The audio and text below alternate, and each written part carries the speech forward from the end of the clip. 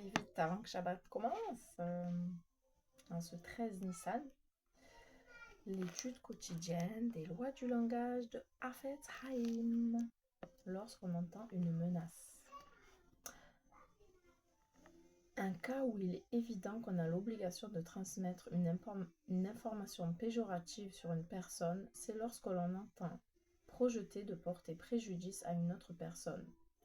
Cependant, bien qu'on ait également le droit de rapporter une information de seconde main lorsque une personne est peut-être en danger, comme nous l'avons vu, il importe néanmoins de vérifier d'abord si cette menace est réellement sérieuse ou s'il ne s'agit que d'une mauvaise plaisanterie.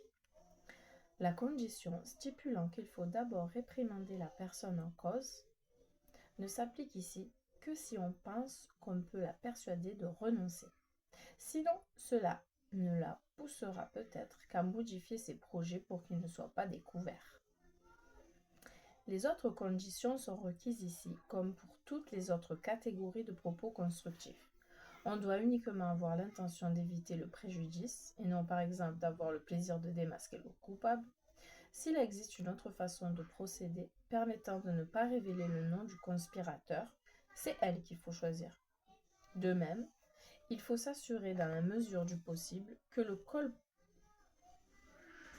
comploteur ne subira pas de préjudice inutile. Si la future victime est une personne emportée susceptible de se venger, on n'a pas le droit de lui dire ce qu'on sait. Il faut alors trouver un autre moyen de la protéger sans mettre le conspirateur en danger. On verra plus en détail le cas du complot en étudiant les lois de Rekilut. La discorde est source de mots innombrables. L'œuvre de Satan. Le Satan déploie beaucoup d'efforts pour inciter à la querelle et à empêcher qu'elle ne s'apaise trop vite lorsqu'elle a éclaté. Le Talmud rapporte le Satan, je lis, j'arrive. Fait mal. Le Satan, je disais, incitait régulièrement deux personnes et elles se disputaient chaque semaine au moment du crépuscule de la veille de Shabbat. Rabbi Meir vint leur rendre visite et les retint 3 fois de suite. Je t'aime moi aussi.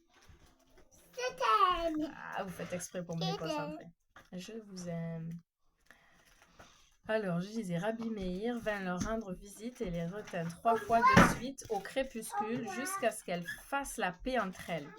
Après cela, il entendit le Satan qui disait « Malheur, Rabbi Meir a enlevé ce personnage. » IE le Satan de sa maison. IE, pourquoi il y a IE, je sais pas. Là où il était le bienvenu jusqu'à présent. Le Midrash dit que le mot « querelle » est un acronyme de blessure, colère, malheur, malédiction et faim, car la discorde amène finalement la destruction sur l'homme. Plus une personne est importante, plus une personne est importante, plus sa faute est grande lorsqu'elle se querelle. C'est pourquoi la Torah souligne que les hommes qui s'associèrent à Korah étaient chefs de la communauté, membres des réunions, hommes de renom.